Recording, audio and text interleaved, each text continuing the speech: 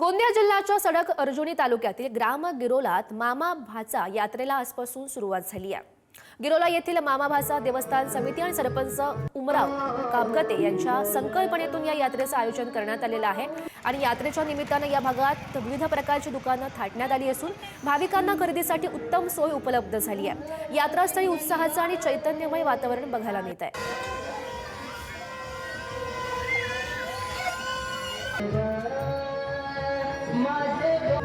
दूरदूरून लोक येतात आणि अशा जंगल कुशीमध्ये वारसा लाभलेला मामभाषेची यात्रा म्हणून खूप प्रसिद्ध झालेली आहे। दोन मित्र आलोय, दरवर्षीच येतोय।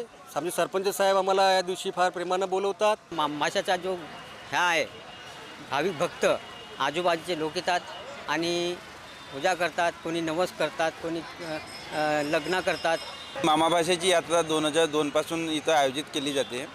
दरवर्षी नवीन वर्षाच्या शुभपर्वावर ही मामाभाषेची यात्रा 2 दिवशी आयोजित केलेली जाते आणि ह्या ठिकाणी यात्रा बघण्याकरिता हजारोच्या संख्येमध्ये भाविक भक्त उपस्थित राहतात। 25-26 वर्ष झालं भरत आहे। ते 1-2 तारखेला जिल्हा गोंदिया तहसील अर्जुनी असे गिरोला हेटी येथे यात्रा भरत आहे।